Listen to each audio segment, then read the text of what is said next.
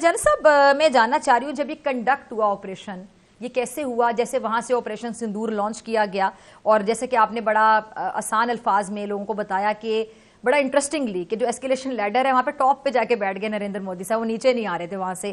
اچھا پھر ہم نے بنیان المرصوص جو کیا, اس کا اگر ہم کمپیریزن کریں دونوں آپریشنز کا اور جب کمپیئر کیا جاتا ہے تو آگے جا کے میں ذرا وہ فورس ایک جو کمپیریزن ہوتا ہے وہ بھی جاننا چاہوں گی, لیکن پہلے اب اس کا جو ویسے اگر ہم کنڈکٹ کے حوالے سے بات کریں. اچھا فتح, جو کنڈکٹ ہے جی جی اس میں آپریشن سندور جب آیا تو آپ کا ڈیفینسو رسپانس کیا. ٹھیک ہے. اس ڈیفینسو رسپانس میں بھی اللہ تعالیٰ نے آپ کو سرخروئی دی الحمدللہ, اور آپ نے 6 ٹاپ آف دا لائن جہاز گرائے, جس میں 3 رفائل شامل ہیں, ایک SU-30 ہے, ایک MiG-29 ہے. یہ ٹاپ آف دا لائن جہاز ہیں سارے کے سارے. تو اسپیشلی رافیل جس پہ ان کو بڑا مان تھا. رفائل از 4.5 جو اس کی رینکنگ میں آتا ہے, باقی 4.0 ہے. تو they are top of the line aircraft. تو آپ نے اللہ تعالیٰ کے فضل و کرم سے آپ نے ان کی پھر یہ آپ کا ڈیفینسو رسپانس تھا. ٹھیک ہے.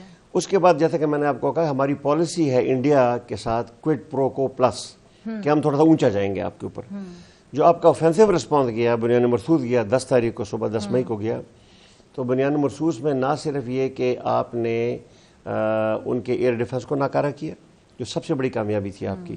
S-400 کی جو بیٹری آپ لے گئے تھے اودھمپور کے اوپر, اور جو برہموس میزائل کی اسٹوریج سائٹس تھی, اس کی وجہ سے ہوا یہ تھا کہ آپ انڈیا کو اپنا رفائل کا فلیٹ گراؤنڈ کرنا پڑا.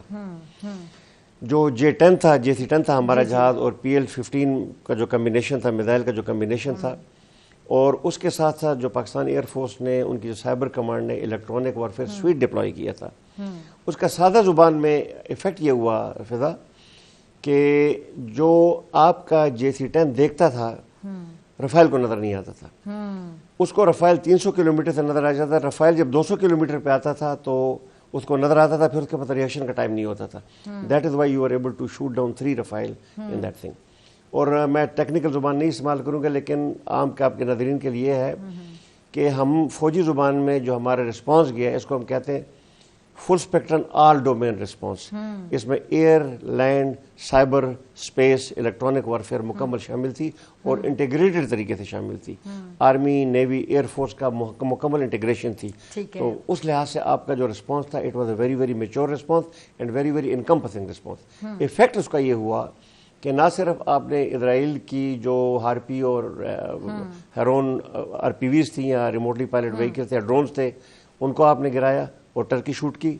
آپ جب ہندوستان میں گئے اور آپ نے ان کے ایئر ڈیفنس سسٹم کو سپریس کیا, جس کو ہم ٹیکنیکل زبان میں سیڈ کہتے ہیں, تو کامیاب سیڈ آپریشن کے بعد آپ ہندوستان کو زیادہ زخم پہنچا سکتے تھے, لیکن جان بوجھ کے پاکستان ایئر فورس نے زیادہ زخم نہیں پہنچایا, نقصان نہیں پہنچایا. تو this was the conduct of operation, so for so good. جو اس میں ایک اور چیز میں کہنا چاہتا ہوں وہ یہ ہے کہ اس کے ساتھ ساتھ ہندوستان نے نہ صرف کنونشنل کارروائی کی بلکہ وہ سب کنونشنل کارروائی کی طرح بھی آتا رہا. اور آپ نے اس کا ایک ایفیکٹ دیکھا تھا کہ جعفر ایکسپریس کا اٹیک بھی انہوں نے کیا تھا, فیسیلیٹیٹ کی. اور ابھی جو کل ایک آپ نے جس کی طرف اشارہ کیا, خضدار میں جو بچوں کی بس پہ اٹیک ہوا ہے, وچ از ڈسپیکیبل, ریگریٹیبل تو اس کے لیے تھوڑا لفظ ہے, ڈسپیکیبل ہے. کوئی بھی ملک, کوئی بھی جو اپنے آپ کو ایک ریجنل لیڈر سمجھتا ہو, ایسا ملک, اور کوئی بھی مسلح افواج اور کوئی بھی انٹیلیجنس ایجنسی اس طرح کی حرکت نہیں کرتی جو ہندوستان اس وقت کر رہا ہے. اور یہ ایک ایسی جارحیت ہے جو آپ کے خلاف ہو رہی ہے اور ہوگی. اس کے جواب کی طرف میں بعد میں ہوں گا جب آپ مجھ سے سوال کریں گے. ابھی سر دیکھیے جو انہوں نے وہاں پہ اس پورے آپریشن سندور میں جو بچے شہید ہوئے ہیں وہ ان کو ٹیررسٹ لگ رہے تھے. آپ نے انسانیت سوز بھی ایک چھوٹا لفظ ہے, جس لیول تک وہ گر چکی ہے. نہیں, عبادت گاہوں پہ جانا, آپ کا اٹیک کرنا, مساجد کو شہید کرنا, بچوں کو شہید کرنا, عورتوں کو شہید کرنا, پروفیشنل آرمی. اور کیسے چلا کر اس کو سیلیبریٹ کرتے رہے وہ اپنے مین اسٹریم چینلز پر بھی. Professional army, professional armed forces will never do that. This is militia اس طرح کی حرکت کرتا ہے, یا وہ لوگ جو کنٹرول میں نہیں وہ کرتے ہیں. پروفیشنل آرمیز ایسی حرکتیں نہیں کرتی, اور اگر ان کو کہیں پولیٹیکل ماسٹر ایسی بات کہہ بھی دیں تو وہ ریزسٹ کرتی ہیں ایسی چیزوں کو, because you don't go, you violate Geneva Convention, you violate international laws and treaties. and you don't do that something like अच्छा सर, ये जो इंटरनेशनल लॉज की हम बात करें, जिनेवा कन्वेंशन की बात करें, आगे भी जो जंग बंदी का कोई भी मुआहदा होता है इनके साथ, उस पर इनकी जो ऑनेस्टी है उस पर मुझे तो बड़ा एक शक है, एक शुबा है और बाकायदा डाउट है कि हम इनकी दयानतदारी पे कैसे ट्रस्ट कर सकते हैं। इस पे मैं आगे जाके बात करूंगी, आगे हम फिर इसका जो वे फॉरवर्ड है उस पर भी बात करेंगे, मुस्तकबिल के हवाले से क्या किया जा सकता है, हमारी न्यूक्लियर पॉलिसी क्या होनी चाहिए, मजीद इस पे बात करूंगी। लेकिन पहले जो फोर्स कंपैरिजन वाला पॉइंट है रहना जाए कि जब भी आप कंपैरिजन किया जाए तो ये बड़ा ये जिक्र करते हैं जी हम बड़ा देश हैं, इनको बड़ा मान है इस बात पे जी हम बड़ा देश है। ठीक है, रकबे के लिहाज से बड़ा है, पॉपुलेशन, इकोनॉमी, बजट इनका बहुत ज्यादा होगा, जहाज इनके पास बहुत ज्यादा होंगे, लेकिन इनके पास वो जो एक जज्बा होता है जिहाद का, वो जज्बा नहीं है।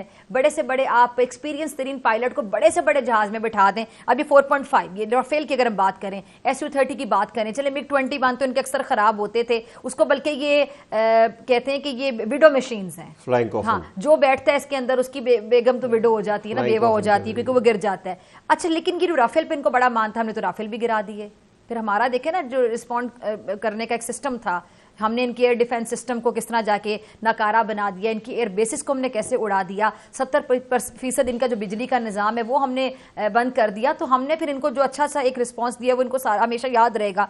जो फोर्स कंपैरिजन सर किया जाता है, क्वालिटेटिव क्वांटिटेटिव बोथ, मैं चाहती हूँ आप जरा ये समझाइएगा। फिर देखिए, मैं अक्सर चैनल्स पे ये देखता रहा था, पाकिस्तान में भी जब बातचीत होती रही थी, मुख्तलिफ चैनल, रीजनल चैनल पर्टिकुलरली, वो कहते थे उनके पास इतने जहाज हैं, हमारे पास थोड़े जहाज हैं, उनके पास इतने टैंक हैं, हमारे पास इतने टैंक हैं, उनकी फौज इतनी, हमारी फौज इतनी है। इवन मौके चैनल लाइक CNN, BBC इस कंपैरिजन में चले जाते थे। मेरा टेक इसके ऊपर ये है कि किसी भी फोर्स कंपैरिजन के दो पार्ट्स होते हैं, एक क्वालिटेटिव पार्ट होता है, एक क्वांटिटेटिव पार्ट होता है। जो क्वांटिटेटिव पार्ट होते हैं वो नंबर होते हैं, और नंबर में yes India has more numbers because it's a big country. और जो क्वालिटेटिव पार्ट वाला है, मैं पहले क्वांटिटेटिव की बात करता हूँ, इवन क्वांटिटेटिव एनालिसिस या कंपैरिजन में भी इंडिया के पास ओवरवेलमिंग सुपीरियरिटी नहीं है। कैसे?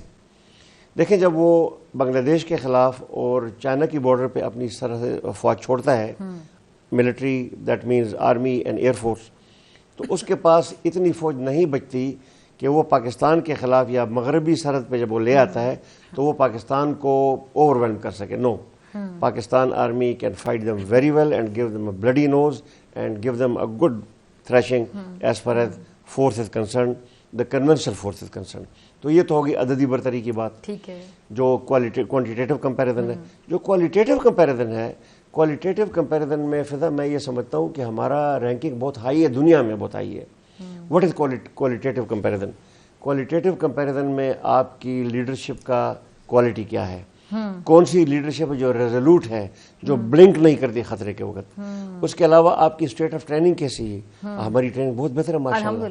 इसके अलावा वो ये देखते हैं कि कौन सी फौज जो है वो बैटल हार्डन है, you are in state of 20 years, आपका जो इस वक्त 2 स्टार या 3 स्टार है वो भी लड़ाई से होके बना है। तो ये आपका बहुत बड़ा एज है आपको। उसके अलावा ये देखा जाता है कि किस फोर्स में जज्बा जिहाद या मरने, विल टू फाइट ज़्यादा है, आपकी विल टू फाइट बहुत बेहतर है। उसके बाद जज्बा जिहाद तो अपनी जगह पे है। और सबसे जो इम्पोर्टेंट चीज़ है फिदा वो ये है कि कौन सी फौज का लड़ने का कॉज जस्ट है, यानी वो इंसाफ पे, हक पे है। तो पाकिस्तान तो हक पे था, तो डिफेंस कर रहे थे। तो ये तमाम चीज़ें जिनको हम फौजी ज़ुबान में फोर्स मल्टीप्लायर कहते हैं, इसमें पाकिस्तान की जो मुसल्लह अफवाज है उनकी रैंकिंग दुनिया में कहीं से बहुत ज़्यादा है, बाद मुल्कों से ज़्यादा है। मैं कहूँगा कि इफ़ वी से कि वी आर नंबर 1 तो मैं गलत नहीं कहूँगा। एक चीज़ और मैं इसके साथ मैं एक और चीज़ कहना चाहता हूँ, हिंदुस्तान की फ़ौज कंपेयर टू अस हेट्रोजेनस है, हमारी फौज होमोजेनस है। हम मुख्तलिफ जगहों के 2-3 जगहों के लोग हैं जो जल्द अच्छे हो जाते हैं and they become a good fighting machine. Hindustan में ऐसा नहीं है। वहाँ की जो सीनियर लीडरशिप है वो अपने छोटे छोटे उसके लिए कोर्ट्स में जाती रही, हमारे यहाँ ऐसी कोई चीज़ नहीं है।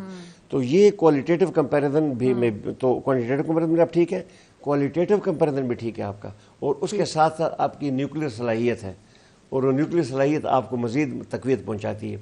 तो ये कहना कि पाकिस्तान हिंदुस्तान के लिए एक केक वॉक होगा, जो उनका एक ताकत का नशा था कि हम इनको 4-5 दिन में रोंद के रख देंगे, ये खामख्याली है और ये बहुत बड़ी गलतफहमी है।